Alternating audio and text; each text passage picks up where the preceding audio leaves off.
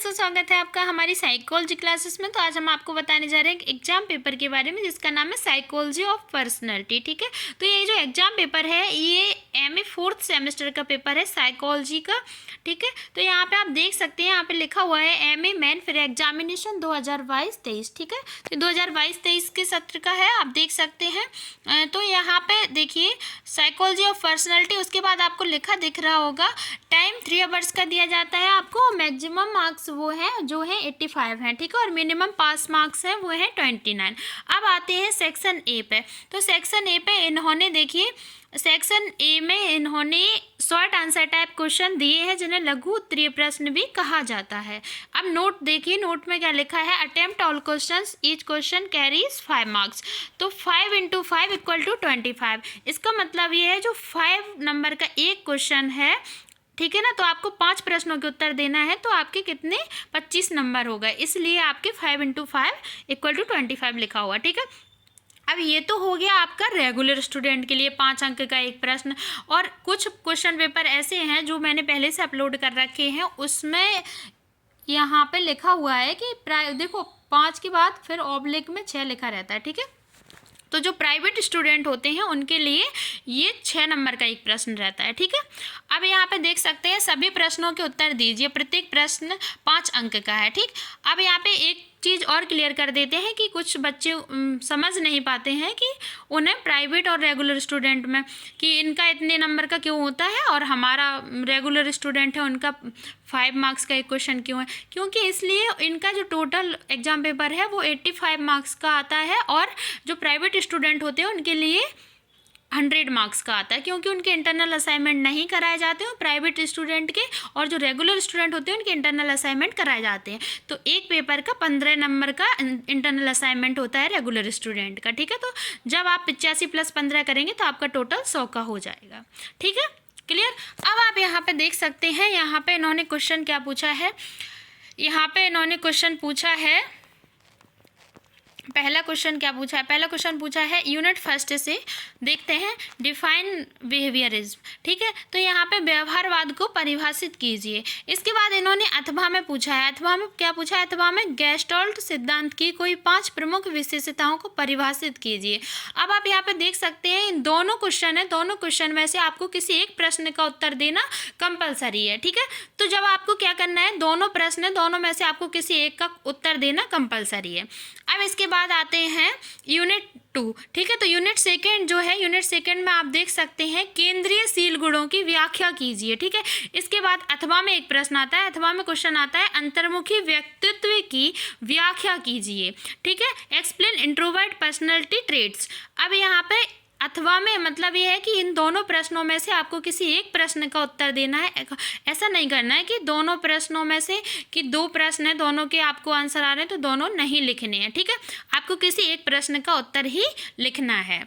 अगर आप इन दोनों में से किसी एक प्रश्न का उत्तर भी नहीं लिखेंगे तो आपको 5 मार्क्स नहीं दिए जाएंगे और प्राइवेट स्टूडेंट को 6 मार्क्स नहीं दिए जाएंगे। ठीक है, क्लियर। अब यहाँ पे आप देख सकते हैं नेक्स्ट क्वेश्चन आपका यूनिट 3 से आया है।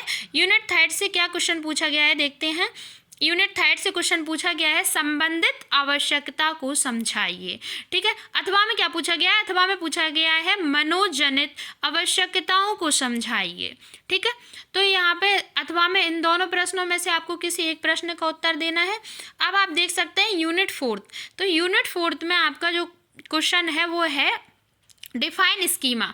स्कीमा को परिभाषित कीजिए। और अथवा में कौन सा क्वेश्चन है, अथवा में पूछा गया है एक्सप्लेन 5 फैक्टर मॉडल, पंचकारक प्रतिरूप की व्याख्या कीजिए। ठीक है, तो इन दोनों प्रश्नों में से किसी एक का उत्तर देना है। अब आपका इसमें देखिए, अब आपका यूनिट 5 से आता है। यूनिट 5 से कौन सा क्वेश्चन पूछा गया है देखते हैं। यूनिट 5 से पूछा गया है व्यक्तित्व अनुसूची की 5 विशेषताएं लिखिए, समझाइए। ठीक है, इसके बाद अथवा में कौन सा क्वेश्चन पूछा गया, अथवा में पूछा गया प्रक्षेपित तकनीकी की 5 विशेषताएं समझाइए। ठीक है, तो इस तरह से इन्होंने क्वेश्चन पूछा है। अब आपकी एक लघु उत्तरीय प्रश्न थे, शॉर्ट आंसर टाइप क्वेश्चन थे। तो यहाँ पे हम आपको एक बात और बताते हैं कि यहाँ पे इन्होंने प्रत्येक प्रत्येक यूनिट से क्वेश्चन पूछा है आपसे, ठीक है। इस जो एमए का सिलेबस है उसमें 5 यूनिट है और 5 यूनिट से आपको प्रत्येक यूनिट से आपको लघुत्तरीय प्रश्न पूछे जाएंगे और दीर्घोत्तरीय प्रश्न पूछे जाएंगे। तो ये लघुत्तरीय अभी हम आपको बता चुके हैं, ठीक है। तो यहाँ पे क्या है, इन्होंने अथवा में प्रत्येक प्रश्न के अथवा में दिया है, और कुछ एग्जाम पेपर ऐसे होते हैं कि ये आपको प्रत्येक प्रश्न के अथवा में नहीं देते हैं, 10 क्वेश्चन दे देते हैं, 10 क्वेश्चन में से कोई भी 5 क्वेश्चन आपको आंसर देने होते हैं, ठीक है। तो क्या है, वहाँ पे आपको देखो एक लाभ हो जाता है, वो क्या हो जाता है कि आपको जो 5 प्रश्न आ रहे हैं आप उनके उत्तर दे सकते हैं, ठीक है। तो आपको वो नंबर मिल जाएंगे। 5 नंबर का एक प्रश्न है इस हिसाब से, और प्राइवेट स्टूडेंट के लिए 6 नंबर का एक प्रश्न है इस हिसाब से, और रेगुलर स्टूडेंट के लिए 5 नंबर के हिसाब से, ठीक है। अब यहाँ पे एक बात और समझ लीजिए, अगर जैसे यहाँ पे अथवा में है, ठीक, अथवा में अब आपको इन दोनों, जैसे ये 5वें नंबर का क्वेश्चन है अथवा में दिया गया है, दोनों प्रश्नों के आंसर आ रहे हैं, लेकिन आप दोनों के लिख दोगे तब भी आपको एक ही प्रश्न के नंबर दिए जाएंगे, ठीक है। और प्राइवेट स्टूडेंट के लिए 6 नंबर, जैसे एक प्रश्न का 6 नंबर है तो वो दिया जाएगा, और रेगुलर स्टूडेंट के लिए 5 नंबर, ठीक है। अब क्या है कि जब आपको इन दोनों प्रश्नों में से दोनों के उत्तर आ रहे हैं तब एक का दिया जाएगा नंबर, और मान लो अगर आपको इन दोनों प्रश्नों में से या किसी दूसरे क्वेश्चन में से, जैसे मान लो यूनिट 4 का था, यूनिट 4, अब जैसे मान लो ये जो क्वेश्चन है आपका, इन दोनों प्रश्नों में से आपको एक भी उत्तर नहीं आ रहे हैं, तो क्या है, यहाँ पे आपका एक लॉस हो जाता है कि आपको ये नंबर एक क्वेश्चन के नहीं दिए जाएंगे, ठीक है। और यहाँ पे आपको दोनों प्रश्न आ रहे हैं तो, लेकिन आपको एक ही प्रश्न के जो नंबर है वो दिए जाएंगे, ठीक है, एक ही क्वेश्चन के नंबर दिए जाएंगे। तो इस तरीके से जो है आपको यहाँ पे ये वाला लाभ नहीं मिलता है। अगर वो टोटल आपसे एक साथ 10 क्वेश्चन देते हैं और कहते हैं कि नहीं 5 प्रश्नों के उत्तर दीजिए, तो वहाँ पे आपको ये प्रॉफिट हो जाता है, ठीक है। आप देखते हैं सेक्शन बी। तो सेक्शन बी में आपको लॉन्ग आंसर टाइप क्वेश्चन दिए गए हैं जिन्हें दीर्घ उत्तरीय प्रश्न बोलते हैं, ठीक है। अब यहाँ पे जो प्राइवेट स्टूडेंट हैं उनके लिए ये 14 मार्क्स का एक क्वेश्चन है, और रेगुलर स्टूडेंट के लिए 12 मार्क्स का एक क्वेश्चन है। तो जब 12 अंक का एक प्रश्न हो गया और 5 प्रश्नों के उत्तर देना है तो आपके 60 नंबर हो जाएंगे, ठीक है, रेगुलर स्टूडेंट के लिए। और जो प्राइवेट स्टूडेंट, जो रेगुलर स्टूडेंट है ना, उनके लिए, है ना।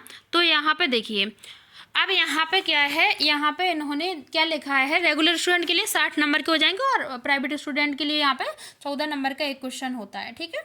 अब यहाँ पे देखिए, सभी प्रश्नों के उत्तर दीजिए, प्रत्येक प्रश्न 12 अंक का है। देखो यहाँ पे इस पेपर में इन्होंने यहाँ पे दिखाया नहीं है कि जैसे ऑब्लिक में करके लिख देते हैं वो, जैसे यहाँ पे 12 नंबर लिखा है तो ऑब्लिक में ये जैसे 12 और ऑब्लिक 14 लिख देते हैं, ऐसे करके प्रत्येक प्रश्न के आगे, ठीक है। कुछ क्वेश्चन पेपर ऐसे हैं जो मैंने प्रीवियस ईयर के अपलोड कर रखे हैं, उनमें इस तरीके से नंबर दिए गए हैं, ठीक है।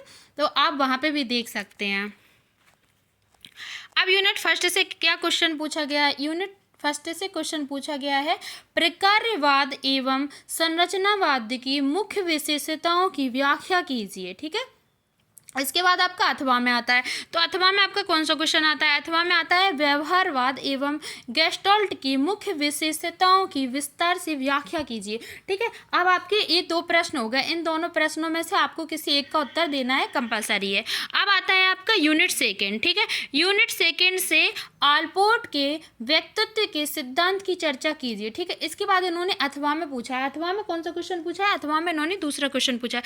अथवा में पूछा है कैटल के व्यक्तित्व के सिद्धांत को समझाइए, explain the kettles theory of personality, ठीक है। इन दोनों में से आपको किसी एक प्रश्न का उत्तर देना है और वो कंपलसरी है, ठीक है। यहाँ पे अब आप आते हैं यूनिट थर्ड। तो यूनिट थर्ड पे आप देख सकते हैं मैस्लो के व्यक्तित्व के सिद्धांत की व्याख्या कीजिए, ठीक है। अथवा में इन्होंने कौन सा क्वेश्चन पूछा है, अथवा में पूछा है explain Rogers theory of personality, Rogers के व्यक्तित्व के सिद्धांत की व्याख्या कीजिए, ठीक है। अब आपका आता है यूनिट 4। यूनिट 4 से कौन सा क्वेश्चन पूछा गया है, यूनिट 4 से पूछा गया है कैली के व्यक्तित्व के सिद्धांत की चर्चा कीजिए, डिस्कस कैलीज थ्योरी ऑफ पर्सनैलिटी, ठीक है। कैली के व्यक्तित्व के सिद्धांत की चर्चा कीजिए। इसके बाद आता है अथवा में। अथवा में कौन सा क्वेश्चन आता है, अथवा में आता है लेविन के व्यक्तित्व के सिद्धांत की व्याख्या कीजिए, ठीक है। तो एक्सप्लेन लेविन्स थ्योरी ऑफ पर्सनैलिटी, ठीक। इन दोनों प्रश्नों में से किसी एक प्रश्न का उत्तर देना है, ठीक। अब आपका आता है यूनिट 5th। तो यूनिट 5th से आप देख सकते हैं explain the types uses and limitations of personality inventory. ठीक है, अब यहाँ पे इन्होंने देखिए अथवा में कौन सा क्वेश्चन पूछा है, देखो पहले ये वाला क्वेश्चन पढ़ लेते हैं, इसके बाद अथवा वाला बताएंगे। व्यक्तित्व अनुसूची के प्रकारों, उपयोगों और सीमाओं की व्याख्या कीजिए। ठीक है, इसके बाद आपका अथवा में जो क्वेश्चन पूछा गया है वो है व्यक्तित्व अनुसूची एवं प्रक्षेपी तकनीकी में अंतर स्पष्ट कीजिए। ठीक है, ये जो इस पेपर का ये लास्ट क्वेश्चन था। ठीक है, ये वाला जो क्वेश्चन था आपका 5वें नंबर का क्वेश्चन था, यूनिट 5th से पूछा गया था, लॉन्ग आंसर टाइप क्वेश्चन, और इस एग्जाम पेपर का ये लास्ट क्वेश्चन था। ठीक है, thank you so much. I hope आप सभी को समझ में आ गया होगा किस तरह के क्वेश्चन पूछे जाते हैं। मैंने सब बताया है, कितने अंक का रेगुलर स्टूडेंट के लिए होता है, कितने अंक का प्राइवेट स्टूडेंट के लिए होता है, इस तरह की सारी जानकारी आपको दी है। और एमए के सिलेबस में 5 यूनिट होती हैं, ये भी बताया है। ठीक है, तो यहाँ पे आप देख सकते हैं किस तरीके का एग्जाम पेपर है। वीडियो पसंद आई हो तो वीडियो को लाइक करें, चैनल को सब्सक्राइब करें, वीडियो को शेयर करना बिल्कुल ना भूलें। मिलते हैं नेक्स्ट वीडियो में, तब तक के लिए थैंक यू सो मच।